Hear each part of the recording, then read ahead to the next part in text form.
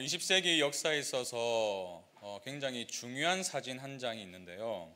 그리고 중요할 뿐만 아니라 유명한 사진이 있습니다. 제가 사진을 준비해 봤습니다. 한번 보시죠. 여러분 한번 보신 적이 있으실 수도 있는데 1936년에 독일 함부르크에서 찍힌 사진입니다. 근데 이 사진을 가만히 보시면 유독 눈에 띄는 한 사람이 있을 거예요. 모두가 히틀러에게 충성을 다짐하는 나치 경례를 하고 있는데 한 사람만 팔짱을 끼고 있습니다. 거부한 거죠. 나치에 대한 충성을 거부한 거죠. 모두가 굴복하는 이 상황 속에서도 어떻게 이 남성은 저렇게 자신의 신념을 지킬 수 있었나? 이 남성이 아우구스트 란트메서라는 분으로 알려져 있는데 물론 정확하지는 않습니다. 그런데 그렇게 알려져 있어요. 제가 처음에 이 사진을 봤을 때에 제 마음에 든 생각은 이거였어요. 와, 정말 대단한 분이다. 나라면 저 상황에서 혼자 팔짱을 끼고 있었을까? 자신이 없더라고요. 그러면서 이제 생각이 난 옛날 어린 시절에 제 삶이 있었는데 아마 저희 어머니께서 어느 날 그 손양원 목사님의 일대기를 그린 사랑의 원자탄이라는 영화가 있었는데요. 그 영화를 보시고 나서 저에게 질문을 하신 것 같아요. 제가 그 당시에 한 5살인가 6살 정도 되었을 것 같은데 이런 질문을 하셨습니다. 재진아, 만약에 우리나라에 전쟁이 나서 북한군이 내려와가지고 네 목에 총을 거두면서 예수 믿을래 안 믿을래 하면 너 뭐라고 답할 것 같니? 제가 어린 마음에 그때 성경학교도 열심히 다니고 했으니까 당연히 예수님 믿는다 해야죠 이렇게 했어요. 근데 그 믿음의 고백이 사실 삶을 살아가고 또 나이가 들어가다 보니까 참 얼마나 어려운 고백이었나, 그것을 제가 발견하게 되었습니다. 뭐 총칼 문제가 아니라 사실 삶을 살아가다 보니까 직면하게 되는 여러 가지 유혹들과 또 수많은 인생의 문제 앞에서 얼마나 제가 하나님을 향한 믿음을 저버리려고 했던지. 사실 이 문제는 저만의 문제가 아닐 거예요. 우리의 믿음의 고백, 그러나 우리가 믿음을 고백하는 그것대로 살아가지 못하는 우리의 삶을 우리는 모두가 경험하고 있을 것입니다. 여러분, 그렇다면 왜 우리는 신앙과 삶이 일치하지 않는 모습으로 살아갈까요? 강영한 교수님이란 분이 계세요. 이분이 이러한 현대 그리스도인들의 삶을 가리켜서 뭐라고 말했냐면 실천적 무신론자다, 이런 표현을 썼습니다. 말로는 하나님의 존재를 인정해요. 하나님 살아계십니다, 왕이신 하나님 높임을 받으소서, 이렇게 찬양도 했는데 우리가 입술로는 그렇게 고백을 하는데 실제 우리의 삶에서는 하나님의 말씀에 순종하는 열매가 보이지 않는다는 거예요. 그러다 보니까 이 한국교회의 현실이 무엇입니까? 어느새 우리는 하나님을 모르는 사람들로부터 참 예수 믿는 사람들 이기적이다, 너무 배타적이다, 자기들끼리 좋아한다, 뭐 이러한 이제 비난을 받고 있는 것 아니겠습니까? 이 교수님이 이런 말을 하세요.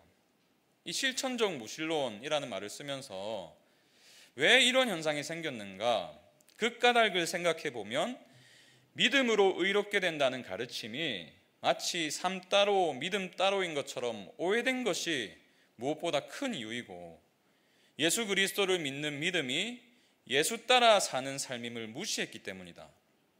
예수 그리스도를 믿는 믿음이 예수 따라 사는 삶임을 무시했기 때문이다. 그래서 말로는 유신론자이지만 실제로는 무신론자를 무수히 생산한 것이 현재 한국교회의 현실이 되어버렸다. 이거를 읽으면서 참 많이 회개가 되었습니다.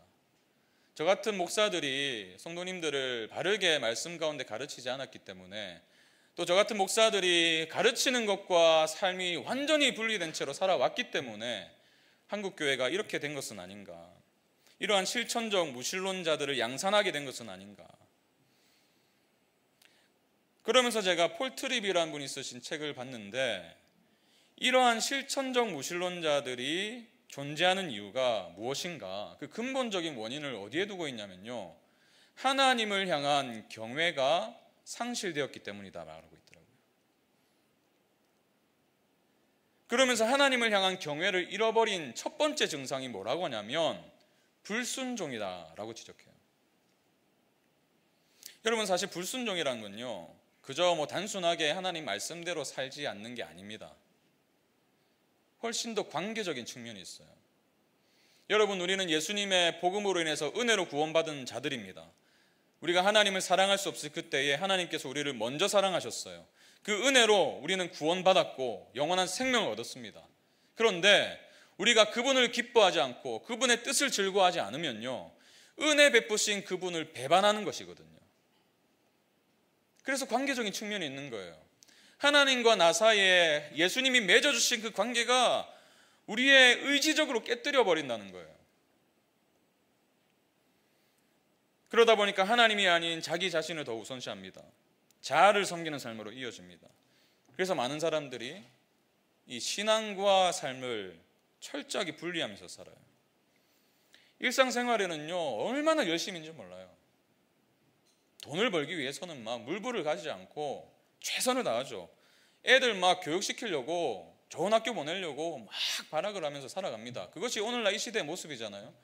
근데 그러한 모습이 그리스도인들이라고 해서 별반 다를 게 없다는 게 문제죠.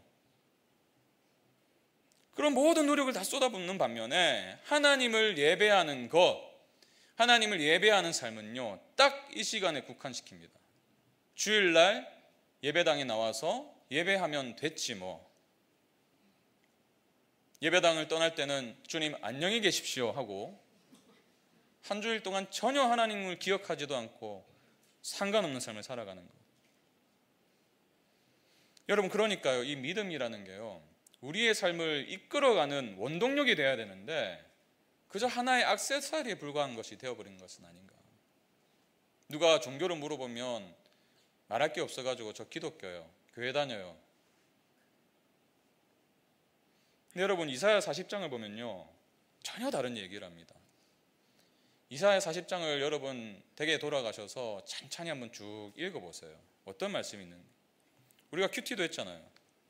이사야는요, 하나님을 세상의 중심에 두지 않는 것을 잘못되었다고 지적하고 있어요. 하나님을 향한 경외가 회복되기를 촉구하고 있습니다. 이사야는 하나님이 계시지 않는 것처럼 살아가면서 모든 것이 나하기에 달려있다라고 말하는 그런 실천적인 무신론을 지적합니다. 그리고 하나님을 너무나 작게 여기고 너무나 내 삶과는 동떨어져 있는 분으로 오해하는 그러한 그릇된 생각도 지적해요. 한 구절만 읽어볼까요? 이사야 40장 26절. 너희는 눈을 높이 들어 누가 이 모든 것을 창조하였나 보라. 주께서는 수요대로 만상을 이끌어내시고 그들의 모든 이름을 부르시나니 그의 권세가 크고 그의 능력이 강함으로 하나도 빠짐이 없느니라. 하나님의 위대하심을 찬양합니다. 하나님이 모든 만물을 창조하셨다고 선포해요. 그 하나님을 바라보지 않는, 그래서 경외를 잃어버린. 여러분, 에덴 동산에서 최초의 범죄가 일어난 이유가 뭐예요? 왜 하와가 뱀의 유혹에 넘어갔을까요? 뱀이 하와에게 다가가서 말한 게 뭐예요? 하나님이 정하신 한계를 넘어서면 더 행복한 삶이 기다리고 있어. 그가 말한 핵심이 이거잖아요. 그러면서 하와의 경외심을 하나님이 아니라 자기 자신에게로 돌리게 만들었어요. 자기를 경외하게 만들었어요. 그러다 보니까 하나님을 경외하는 마음이 사라졌습니다. 자기를 경외하는 마음이 들어섰을 때에 불순종하게 된 겁니다. 불순종은 피할 수가 없는 거예요. 우리도 마찬가지죠. 여러분, 우리가 하나님을 경외하지 않으면 우리의 믿음은 삶과 철저하게 분리될 수밖에 없어요. 하나님을 경외하는 마음이 희미해지면 우리가 믿음으로 살아가고 신앙생활을 영위하고 이 모든 것들이 종교활동으로 제한됩니다. 종교활동일 뿐이에요. 그러니까 실제 우리의 삶에서는 아무런 영향도 끼치지 못하는 그런 허울뿐인 모습으로 남을 수밖에 없는 것입니다. 여러분, 그래요. 믿음과 삶의 일치는 다른 데 있지 않습니다. 하나님을 향한 경외가 회복될 때에 우리의 삶이 우리의 믿음의 고백대로 살아가게 될 줄로 믿습니다.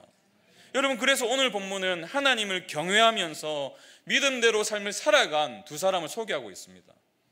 이 사람들은 세상과의 타협을 거부했어요.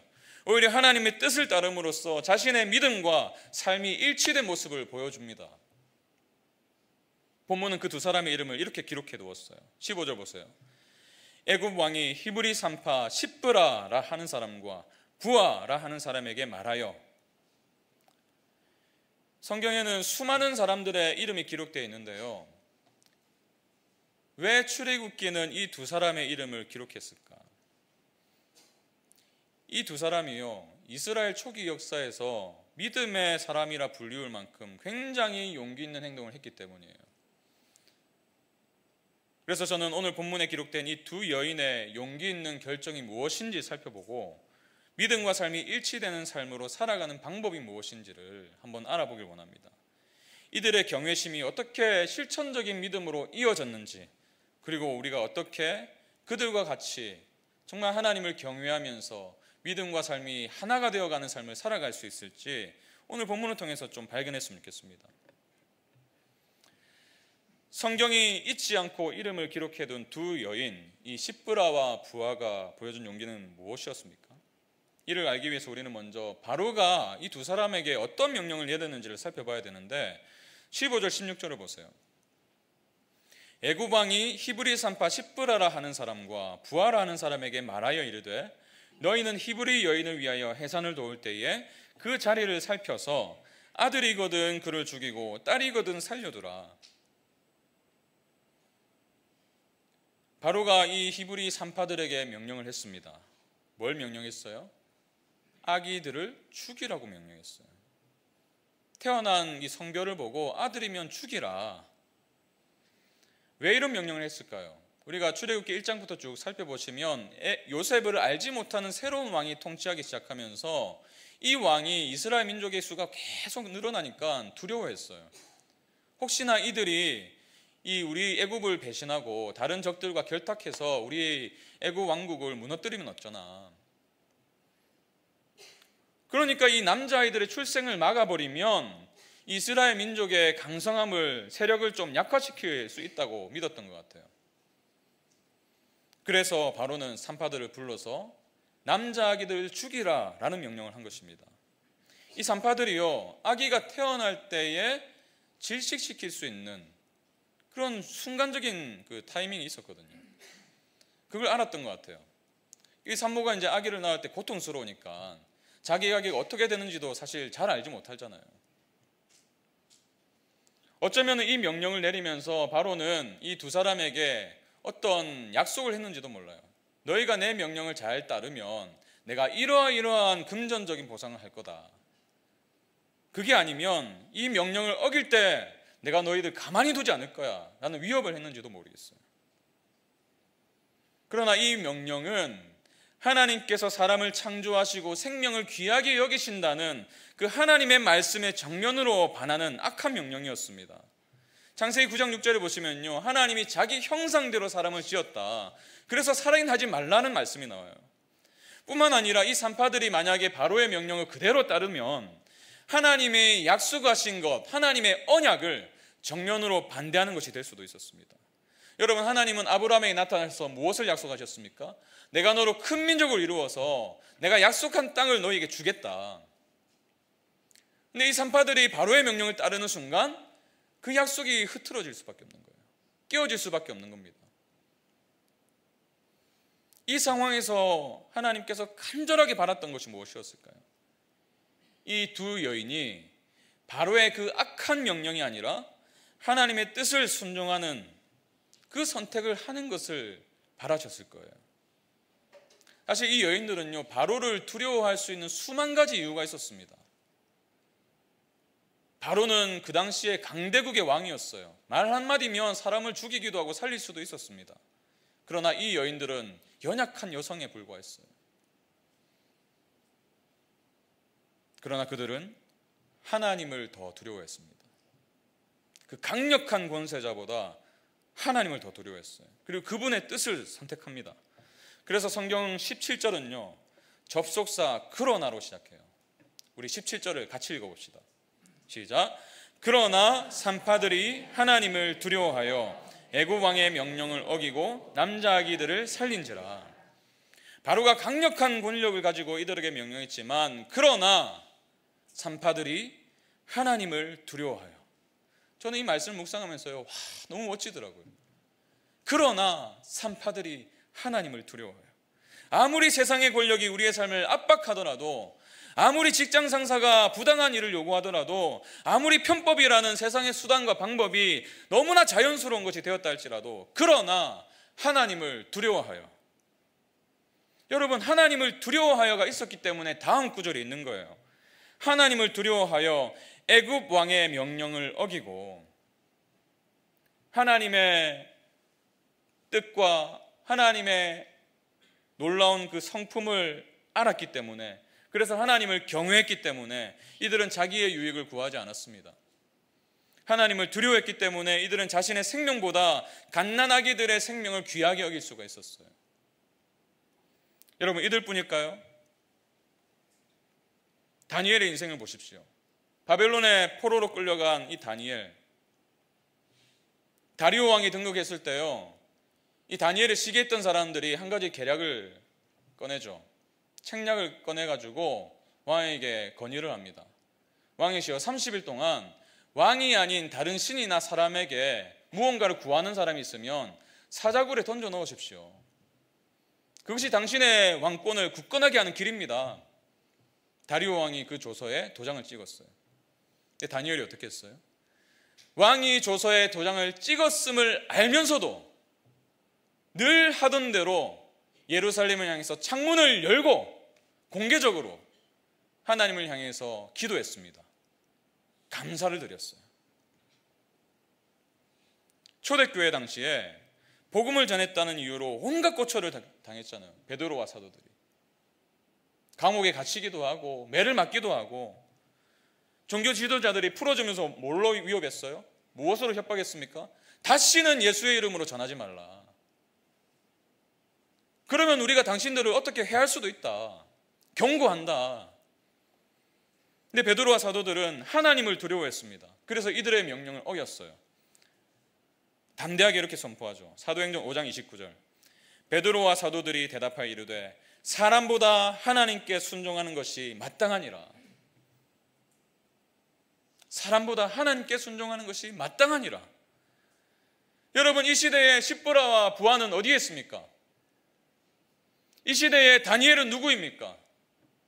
오늘날 이 한국교회의 베드로는 과연 어디에 있습니까? 이들은 모두 하나님을 두려워해서 세상의 방향을 거부했어요.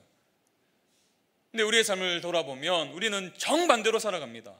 세상을 두려워해서 하나님의 명령을 따르지 않아요. 왜 우리는 정직하지 못합니까? 왜 우리는 복음을 자랑하지 못하고 왜 복음을 부끄러워합니까? 왜 우리는 믿음과 삶이 하나가 되는 삶을 살아가지 못합니까? 그러나 하나님을 두려워하여가 없기 때문이에요. 대신 다른 것을 두려워하죠. 괜히 내가 예수 믿는 거 밝혔다가 이 직장 생활하면서 불이익 당하면 어쩌나. 그게 두려운 거예요.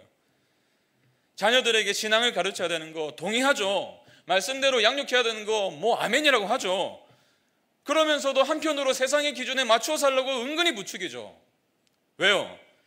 우리 자녀들이 세상에서 인정받지 못하게 될까 봐 두려워서 그런 거예요. 지인들과의 관계 속에서 나의 믿음을 솔직하게 말하기보다는 종교 이야기만 나오면 입을 닫는 이유가 뭐예요? 사람들의 평가가 두려운 것 아니겠습니까? 여러분, 이러한 마음들을 하나로 다 모아보면요, 딱 한 가지로 집약됩니다. 사실 우리는 하나님을 경외하기보다 나라는 존재를 경외하고 있어요. 나를 경외해요. 하나님을 경배하기보다 나를 숭배하기 원해요. 이런 면에서 사디어스 윌리엄스가 한 말이 맞아요. 그의 말을 들어보세요. 당신은 자신보다 존엄한 존재를 경외할수록 살아나지만, 누구죠? 하나님을 경외할수록 살아나지만 자신을 가장 존엄한 존재로 보고 자아를 경외할수록 그만큼 삶이 비참해진다. 모든 관심이 나를 향하고 있기 때문에 결국에 하나님 경외를 잃어버렸기 때문에 우리가 어쩌면 맛이른 소금으로 이 세상을 살아가고 있는 것은 아닌가. 예수를 믿는데 이 세상에 아무런 영향을 줄 수 없는, 여러분, 우리가 지금 드리는 이 예배요, 여러분 정말 하나님을 경외하는 마음으로 드리고 계십니까?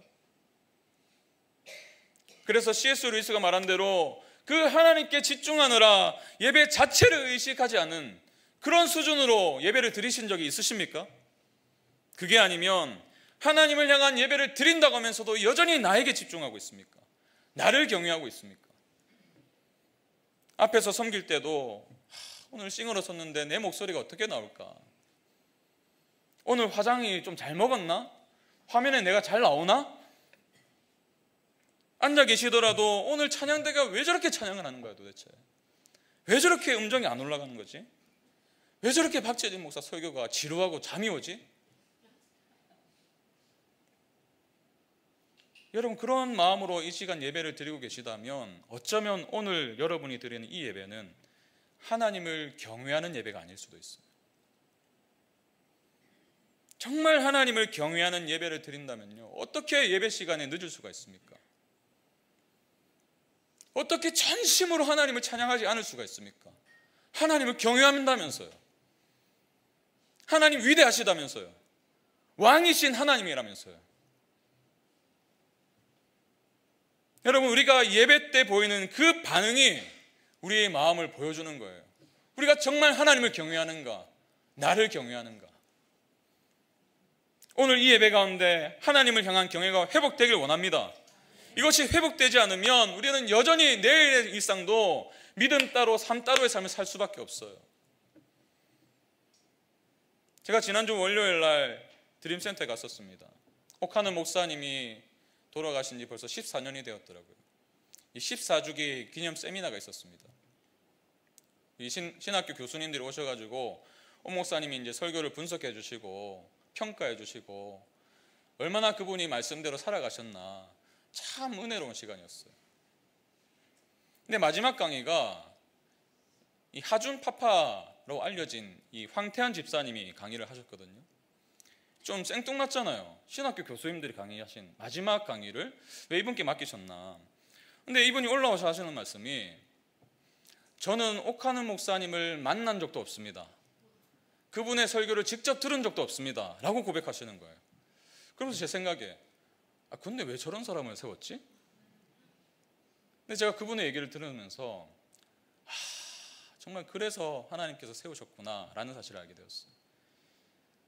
제가 이분의 삶을 조금 집약해서 좀 말씀드리면, 이분이 이제 집이 어려워가지고 이 청년일 때에 필리핀의 선교사님 댁에 맡겨졌습니다. 근데 이 선교사님 사모님이요, 아침밥을 차려주실 때도 태환아, 너 신학교 가야 된다. 막 자리에서 일어나서 뭐 아침에 눈을 뜨자마자 태환아, 너 신학교 가야 된다. 잠자기 전에도 태환아, 너 신학교 가야 된다. 계속 이 말씀하시니까 그 말씀이 너무 듣기 싫었대요. 그래가지고 하는 수 없이 이 신학교 지원서를 내고 시험을 쳤다고 합니다. 다 찍었대요. 근데 하나님의 은혜로 붙었다고 합니다. 붙었는데 어쩔 수가 없잖아요. 그래서 생각하다가 도망칠 곳을 어딜까 생각하다가 군대라도 가야겠다. 군대로 도망쳤어요.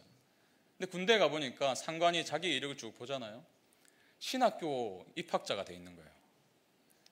상관이 어느 날 불러가지고, 너 신학교 들어갔으니까 다음 주부터 교회 중고등부에서 설교를 좀 해라.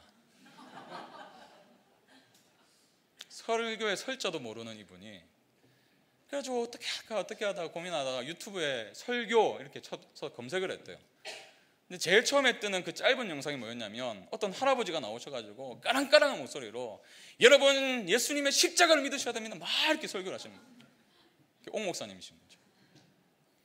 이 짧은 강력한 메시지에 너무 감동이 돼가지고 이분이다. 그래가지고 옥하는 목사님 설교를요 2년 동안 달달 외웠대요. 외워가지고 애들에게 설교를 했대요. 근데 그 외워가는 과정 속에서 이분이 은혜를 받은 거예요. 그러면서 그 청년 시절에 참 이 예수 믿는 거 참 부끄러워할 수도 있는데, 이분이 옥하는 목사님의 설교를 들으면서 또 자기가 그것을 암송하면서 어떤 인상을 받았냐면, 첫 번째 인상이 이거였대요. 와, 멋지다. 멋지다. 예수 믿는 게 이렇게 멋진 거였구나.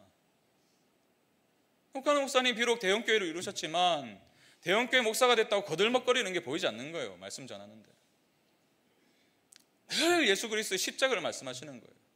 그리고 그 십자가 앞에서 늘 반응하시는 거예요. 그 설교를 2년 동안 들었으니, 그러면서 이분이 예수 믿는 게 너무나 멋진 일이라는 사실을 이 오카노 목사님의 설교를 들으면서 발견했대요. 그 자긍심, 예수 믿는 것에 대한 자긍심, 참 울림이 되더라고요. 그분의 말씀을 듣는데. 그러면서 제 모습이 보이더라고요. 매주 강단에 서가지고 예수 그리스도의 십자가를 전하는데, 복음을 선포하면서도 과연 내 삶은 내가 전하는 것과 일치되고 있는 삶인가? 과연 나는 설교한 대로 살아가고 있는가? 참 부끄럽더라고요. 너무 부끄럽기도 하고, 또 오카노 목사님의 삶이 이제 그려지면서 그분이 그립기도 하고, 세미나 들으면서 참 많이 울었어요. 그러면서 제가 정말 회복해야 될 것이 무엇인가? 바로 이 정신이구나. 그러나 하나님을 두려워하여. 그러나 하나님을 두려워하여. 여러분, 오해하지 마세요. 하나님을 두려워한다는 것, 하나님을 경외한다는 것은요, 하나님을 무서워하는 게 아닙니다. 그래가지고 막 하나님만 나오면 막 뒷걸음질 치고 들킬까봐 막 벌벌 떨고 그런 무서움이 아니에요. 존 비비버의 표현대로 제가 말씀드리는 이 하나님을 향한 두려움, 경외는요, 그분을 피하고 뒷걸음질 치는 게 아니라 오히려 그분께 더 가까이 나아가는 거예요. 더 가까이 가게 하는 두려움이에요. 그분이 너무 아름다우시거든요. 그분이 너무 영화로우시거든요. 그래서 그분이 사랑하시는 것을 나도 사랑하게 되고, 그분이 미워하시는 것은 나도 미워하게 되는 것, 그분이 너무 중요하게 여기는 것을 나도 중요하게 여기게 되고, 그분이 중요하게 여기지 않는 것은 나도 가치를 매기지 않는 이 거룩한 두려움. 여러분, 십부라와 부하는 비록 아무런 힘도 아무런 재산도 아무런 권세도 없는 연약한 여인에 불과했지만, 그들은 그 무엇과도 비교할 수 없는 하나님을 소유한 자들이었어요. 하나님과 가까운 자들이었습니다. 그래서 그분이 미워하시는 그 뜻을 어길 수가 있었어요. 그래서 그분이 사랑하시는 것을 사랑할 수 있었습니다. 그래서 이들이 바로의 명령을 거부할 수 있었던 거예요. 여러분, 바로가 이들을 불러서 왜 내 명령을 거역했는가 이렇게 추궁을 하죠. 그럴 때 어떻게 대답합니까? 19절 보세요. 산파가 바로에게 대답하되 히브리 여인은 애굽 여인과 같이 아니하고 건장하여 산파가 그들에게 이르기 전에 해산하였다 하더이다 하며. 학자들의 의견이 분분해요. 거짓말을 했다, 선한 거짓말을 했다, 아니다, 실제로 이렇게 됐다. 저는 후자를 믿습니다. 이들은 거짓말하지 않았어요. 이 명령을, 하나님의 뜻을 따르기 위해서 지혜를 냈을 수도 있습니다. 어쩌면 일부러 천천히 갔을 수도 있어요. 아기가 나온다는 소식을 듣고 일부러 천천히 갔을 수도. 중요한 건요, 이들이 바로의 말이 아니라 하나님의 뜻을 따르기로 결정을 하고 그들의 믿음대로 삶을 살아갔다는 거예요. 절대 권력자 앞에서도 굴하지 않고 하나님을 향한 경외가 있었기 때문입니다. 저는 오늘 본문을 묵상하면서 한 가지 질문이 들더라고요. 어떻게 이 십부라와 부하는 하나님 경외하는 삶을 살 수 있었을까? 그러면서 우리가 어떻게 하나님을 향한 경외를 회복할 수 있는지를 발견하게 되었습니다. 여러분, 성경 창세기를 쭉 읽어보시면 야곱이 나오고 그의 아들들이 나오고 요셉의 인생이 나오죠. 요셉이 나중에 어떻게 돼요? 애굽의 총리가 됩니다. 그래서 그 아버지와 형제들을 부르죠, 애굽으로. 그리고 나서 요셉이 바로왕, 그때 당시의 바로왕에게 요청한 것이 한 가지가 있었어요. 그게 뭐냐면, 우리 형제들과 아버지를 이집트 사람들과 구별된 장소인 고센 땅에 살게 하소서. 바로가 그의 요청에 응합니다. 그렇게 해라. 그때 이후로 이스라엘 백성들이 고센 땅에 살게 되었어요. 무슨 말이에요? 요셉이 애굽의 총리로 등극하고 난 이후에 수백 년이 지났지만 여전히 이 십브라와 부하라는 이 여성들이 하나님을 경외할 수 있었던 것은 그 민족이 세상인 애국과 구별된 장소에서 살아왔고 구별된 시간을 가지면서 하나님을 기억했다는 거예요. 그 분리된 시간과 공간을 살아가면서 이스라엘 후손들은 아마도 그들의 자녀들에게 또 자녀들에게 우리 아브라함 할아버지의 하나님, 이삭의 하나님, 야곱의 하나님을 전했을 거예요. 그리고 요셉이 남긴 마지막 말, 나의 유고를 가지고 하나님께서 가나안 땅으로 가게 하실 것이다. 그 말씀을 믿고 그 자녀들에게 전했을 것입니다. 그때는 기록된 말씀이 없었거든요. 계속해서 전했죠. 하나님이 어떤 분이신지, 하나님이 어떻게 우리의 인생을 인도하실 수 있는 분이신지 그 말씀 속에 드러난 하나님, 십브라와 부하는 바로 이 하나님을 믿었던 거예요. 그리고 그분을 경외하면서 그분의 뜻을 기뻐했던 것입니다. 여러분, 그래요. 어떻게 우리가 하나님을 경외할 수 있습니까? 하나님의 말씀을 듣기 위한 구별된 시간과 공간이 필요하다는 것입니다. 여러분, 정말 여러분의 삶에도 하나님을 향한 경외가 회복되길 원하십니까? 정말 믿음과 삶이 일치되길 바라십니까? 여러분, 그렇다면 내일부터 당장 여러분의 삶의 우선순위를 점검하십시오. 하루의 첫 시간을 하나님의 말씀으로 시작하십시오. 제가 청년 때 정말 도전을 받았던 후배 고백이 있었습니다. 어느 날 이 친구가 이런 고백을 하더라고요. 내가 정말 아침에 눈을 뜨면 하나님 말씀 묵상하지 않으면 내가 아침밥을 먹지 않겠다, 이런 결심을 했습니다. 이런 고백을 하더라고요. 어떻게 그런 귀한 결심을 할 수 있었니 물어보니까 그 즈음에 이 친구 집에 외국인 친구가 와서 홈스테이를 했어요. 근데 홈스테이를 하면서 이제 일정을 쭉 공유하잖아요. 그래서 아침 식사 시간은 몇 시다 이렇게 알려줬는데 이 친구가 이 시간이 돼도 나오질 않는다는 거예요, 방에서. 한참이 지나서 나와서 왜 이렇게 늦잠 잤니? 왜 나오지 않았니? 물어보니까 이 외국인 친구가 하는 말이 이거였어요. No Bible, no breakfast. 아침에 말씀을 묵상하지 않으면 아침밥을 먹지 않겠다. 이것이 내 삶의 정말 중요한 원칙이다. 그 말에 감동을 받아가지고 이 후배가 나도 정말 저런 삶을 살고 싶다. 그래서 정말 내가 그런 결심을 하고 지금까지 실천하고 있습니다라고 고백을 하더라고요. 그 당시에 청년이었던 저도 너무 도전이 되는 거예요. 그래서 한동안 제가 이 아침에 말씀을 먹지 않으면 아침을 먹지 않겠다, 그런 결심을 한동안 살아갔었습니다. 물론 일부러 아침을 못 먹을 때도 있었지만. 여러분, 말씀을 먹기 위해서 철저하게 구별된 시간과 공간을 확보하는 것, 그래서 하나님 안에서 평안과 안식을 누리면서 하루를 시작하는 것, 이것이 바로 하나님 경외의 첫걸음이에요. 10계명을 보십시오. 이 원리가 고스란히 담겨 있습니다. 첫 번째 4계명의 초점이 뭐예요? 하나님을 향한 예배잖아요. 하나님을 경외할 때에 우리의 삶의 모든 것이 제자리를 찾을 수 있다는 거예요. 부모와의 관계가 회복되고 이웃들 관계가 회복된다는 거예요. 그래서 4번째 계명이 너무 중요합니다. 그래서 인간을 향한 계명을 말씀하시기 직전에 이 계명을 주셨어요.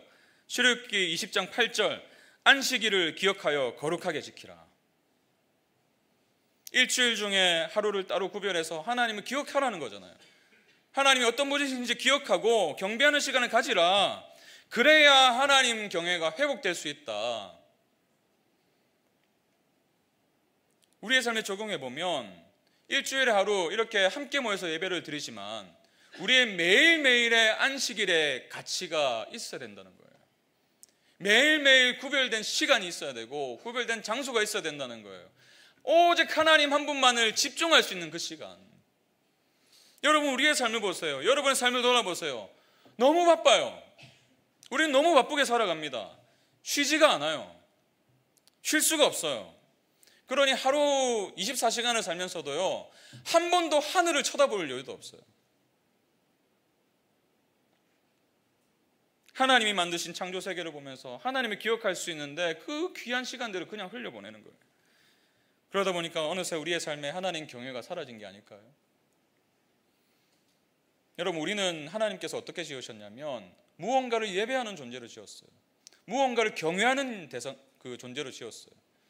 그래서 하나님을 경외하고 하나님을 예배하지 않으면 반드시 다른 무언가를 예배하게 되어 있어요. 그러니 하나님보다 사람을 두려워할 수밖에 없는 거예요. 그러니 일이 주는 압박을 하나님의 말씀 묵상하는 것보다 중요하게 여길 수밖에 없는 거예요. 너무 바빠서 정말 중요한 것을 놓치면서 살아가는 것은 아닌지 모르겠어요. 그러나 하나님은 다른 곳에서도 하나님의 말씀을 묵상하는 것이 곧 하나님을 경외하는 출발이다라는 사실을 분명하게 밝히시죠. 신명기 4장 10절 보세요. 내가 호렙산에서 내 하나님 여호와 앞에 섰던 날에 여호와께서 내게 이르시기를 하나님께서 모세에게 어떻게 말씀하셨는가? 나에게 백성을 모으라. 내가 그들에게 내 말을 들려주어 그들이 세상에 사는 날 동안 나를 경외함을 배우게 하며 그 자녀에게 가르치게 하리라. 이스라엘이 세상 가운데 살아갈 동안에 어떻게 하나님 경외함을 배울 수 있습니까? 내가 그들에게 내 말을 들려주어. 하나님 말씀이죠. 그리고 그 말씀을 자녀들에게 가르치게 하라. 그럴 때 경외가 회복된다는 거예요. 그래서 시편 기자도 이렇게 선포하죠. 할렐루야, 여호와를 경외하며 그의 계명을 크게 즐거워하는 자는 복이 있도다. 여러분, 왜 하나님을 경외하는 자가 말씀을 크게 즐거워할 수 있습니까? 이 믿음 있는 거예요. 하나님은 선하신 분이다. 그렇기 때문에 하나님은 나에게 가장 선한 것을 주시는 분이다. 내게 가장 선한 것이 무엇인지도 잘 아시는 분이다. 그렇기 때문에 그분이 말씀하시는 것은 언제나 최선의 결과로 이어질 수밖에 없다. 그래서 나는 하나님의 말씀을 가까이 한다, 즐거이 한다, 그리고 기꺼이 그 말씀에 순종한다.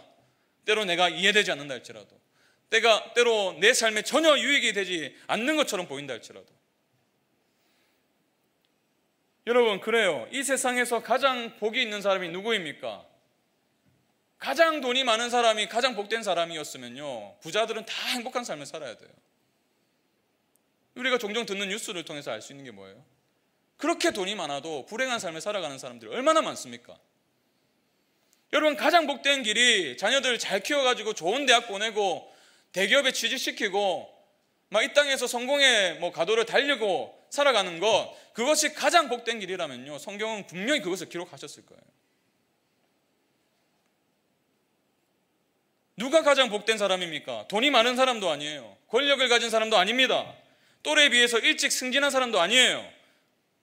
성경이 말하는 복 있는 사람은요, 이런 사람입니다. 시편 1편 1절 2절 같이 읽습니다.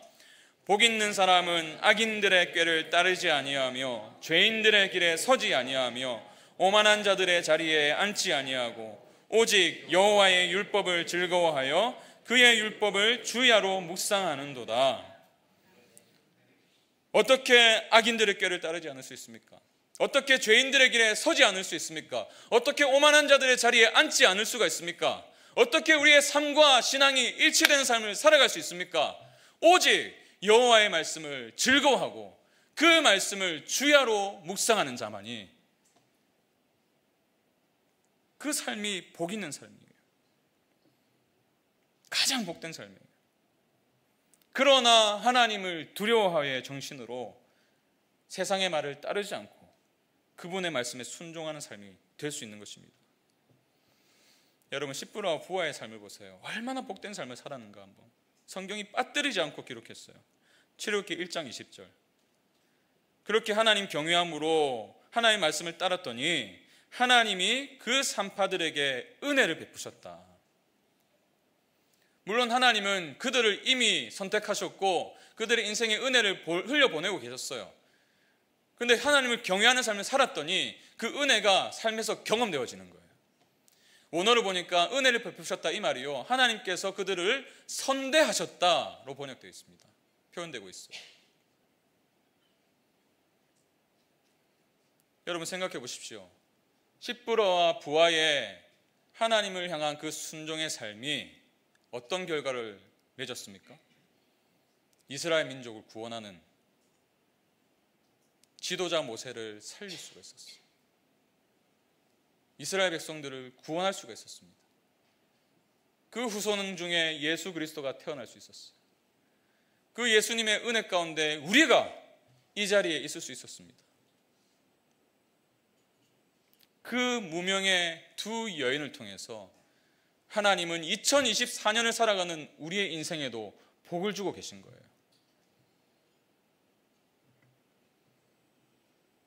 말씀을 마무리하겠습니다. 지난 금요일에 제가 정말 귀한 손님을 만났어요.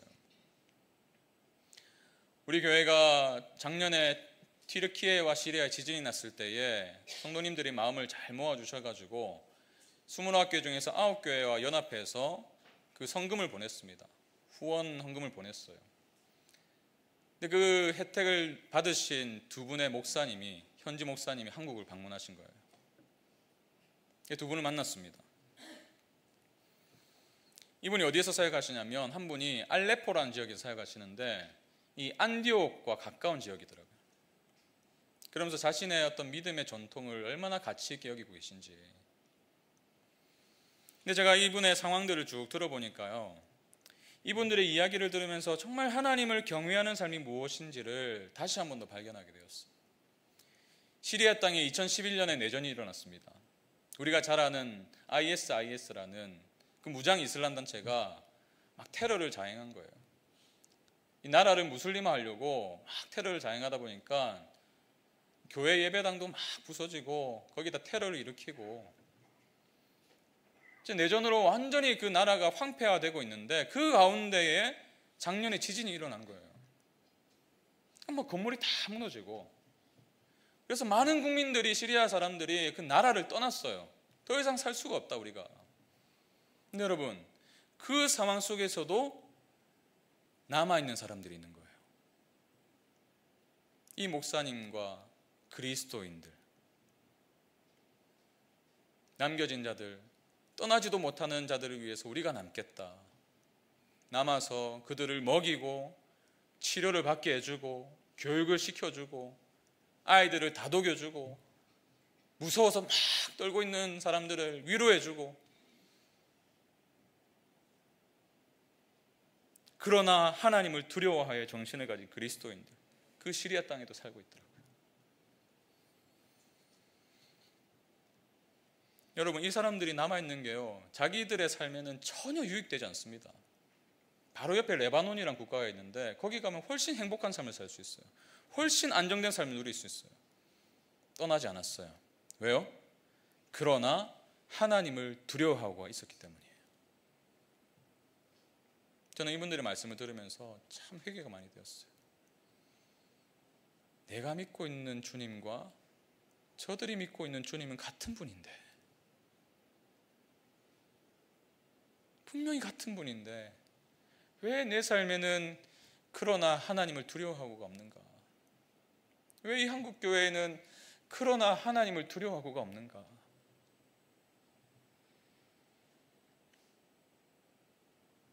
여러분, 우리의 인생이 아무리 척박하더라도, 우리의 현실이 때로는 엄청난 무게로 우리를 짓는다 할지라도, 우리가 정말 주님을 사랑하여서 그러나 하나님을 두려워하고의 정신으로 살아갈 때, 그래서 세상을 거스르는 인생이 될 때에 이 세상은 우리의 삶을 통해서 보게 될 거예요. 정말 복된 삶이 저기있구나. 정말 저것이 진정한 복이구나. 구별된 시간과 공간에서 그분의 말씀을 경청하십시오. 그 과정 속에서 하나님을 향한 경외가 회복되길 바랍니다. 믿음의 고백과 삶이 일치되어 가십시오. 무명의 두 산파를 사용하셔서 선대하신 하나님께서 무명한 우리의 인생, 비록 세상이 알아주지 않는 인생이지만, 보잘것없어 보이는 인생이지만, 우리 한 분 한 분의 삶을 통해서 하나님의 구원의 역사를 능히 이루어 가실 줄로 믿습니다. 우리 이 말씀 기억하면서 우리의 믿음의 고백으로 하나님의 위대하심을 좀 찬양했으면 좋겠어요. 하나님이 어떤 분이신지 우리 다시 한번 또 기억하면서 그분을 향한 경외가 회복되게 해달라고 좀 간절히 기도했으면 좋겠습니다. 이 찬양에 우리의 마음과 삶을 담아서 좀 고백했으면 좋겠습니다. 주의 아름다움은 말로다 형언할 수 없습니다. 주님은 너무나 놀라우신 분이십니다. 우리의 인생이 다 표현할 수 없을 정도로 위대하시고 광대하신 하나님이십니다. 주님, 우리의 마음에 주를 향한 이 경탄이 회복되게 해주십시오. 경외가 회복되게 해주십시오. 그래서 우리의 삶이 온전히 하나님의 말씀을 따르며 살아가는 인생이 될 수 있도록 성령 하나님 이 시간 일하여 주시옵소서. 이렇게 기도하는 마음으로 함께 찬양으로 나갑시다. 주의 아름다움은 말로다 형언할 수 없고 주님의 그 놀라우심은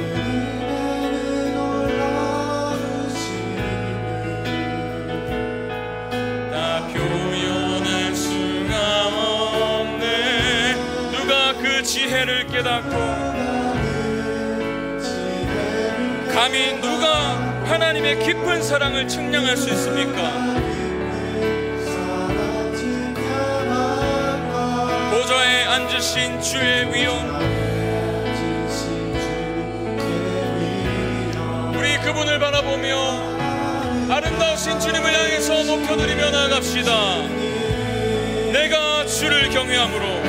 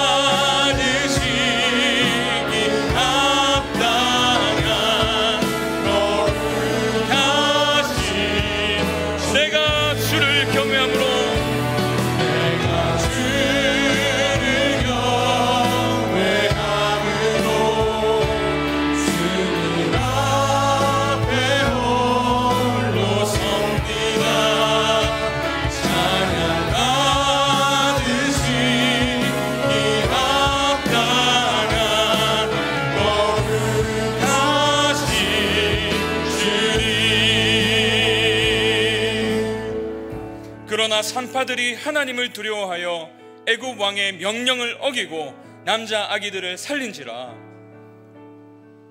여러분, 왜 하나님께서 이 말씀을 기록하셨을까요? 왜 이 이름 없던 산파들의 이름을 기록하시고 이들의 삶을 우리가 확인하게 하셨을까요? 하나님이 바라시는 것은 우리도 이러한 삶을 살기 원하시는 거예요. 그러나 하나님을 두려워의 삶을 살기 바라시는 것입니다.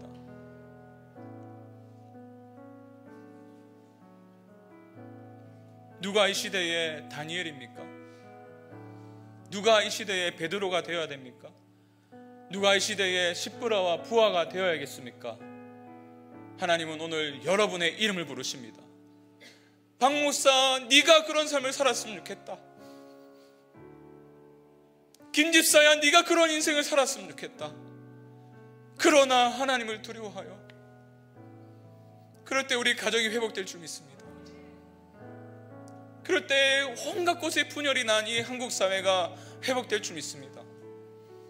그럴 때 내리막을 달린다고 이기적이라고 자기들만 한다고 세상에 지탄을 받는 이 한국교회가 다시 한 번 더 불일들 일어나게 될 줄 믿습니다.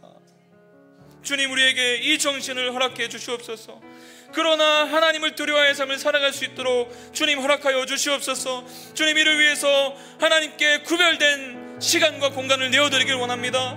날마다 눈을 뜨자마자 말씀으로 달려가게 해주십시오. 말씀에서 드러난 하나님의 영광을 보게 해주십시오. 하나님의 아름다우심을 확인하고 하루를 시작하게 하시고 그 가치로 하루를 살아갈 수 있는 힘과 능력을 더하여 주시옵소서. 우리 그렇게 주님 이름 크게 한번 부르며 함께 기도하겠습니다. 주여,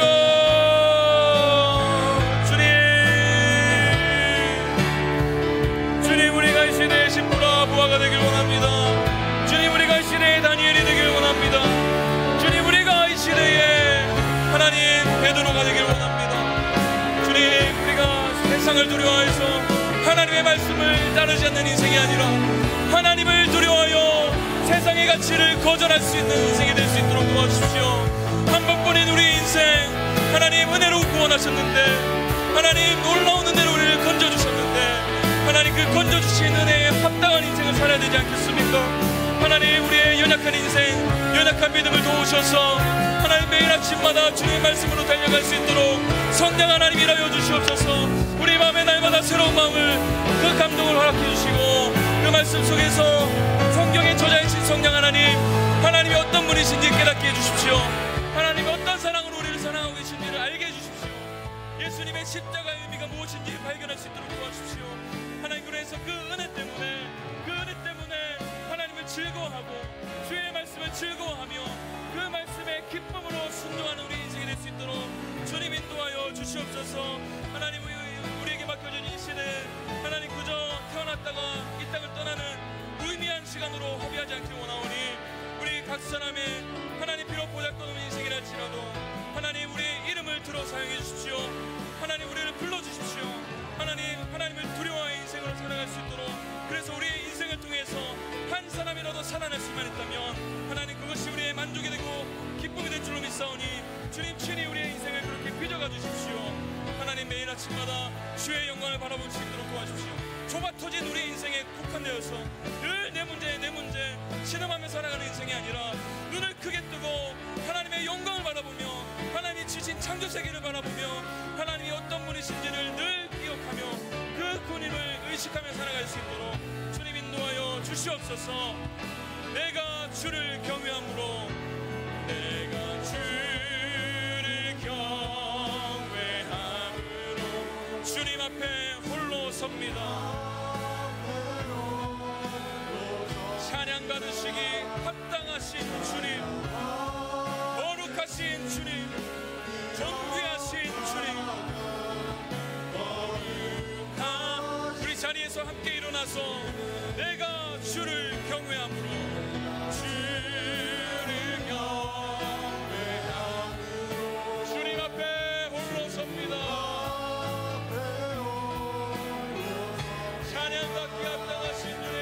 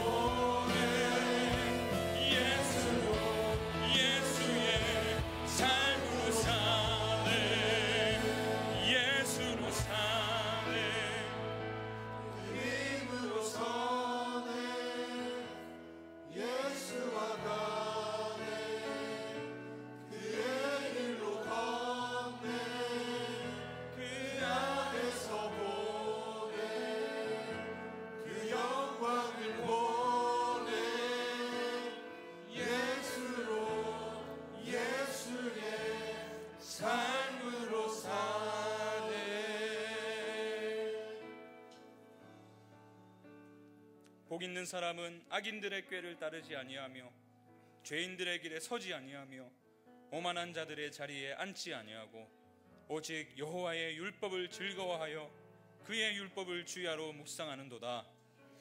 주님, 우리의 인생이 정말 복 있는 자의 자리에 있길 원합니다. 믿음과 삶이 일치하는 비결이 경외의 회복에 있다는 것을 알게 하셨으니 오늘 우리가 드린 이 삶의 기도에 응답해 주십시오.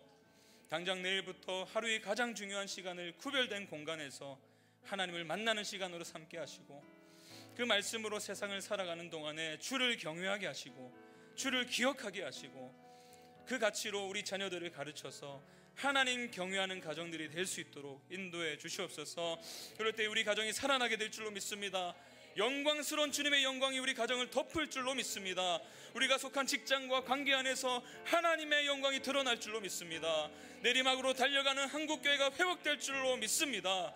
그러나 하나님을 두려워하여의 정신이 모든 사회를 덮을 때 이 한국 사회와 열방이 깨어나게 될 줄로 믿사오니 하나님, 무명의 두 여인이었던 십브라와 부하를 사용하셔서 그들의 이름을 성경에 기록하신 것처럼 우리의 보잘것없는 인생도 하나님을 경외하며 누군가의 생명을 살리는 삶을 살게 하여 주시옵소서. 이제는 복음 안에서 하나님과의 친밀한 관계를 회복하게 하신 우리 주 예수 그리스도의 은혜와 모든 만물을 창조하시고 다스리시는 하나님의 한량없는 사랑과 매일 아침 우리의 심령을 말씀으로 인도하실 성령 하나님의 교통하심이 경외의 회복이 믿음과 삶을 일치시키는 방법임을 깨닫고 내일부터 시작되는 하루의 첫 시간을 말씀 가운데 계신 하나님을 만나는 시간으로 구별하기로 결정한 기쁨이 되는 교회 모든 성도들에게 이제부터 영원까지 함께 하시기를 간절히 축원하옵나이다. 아멘.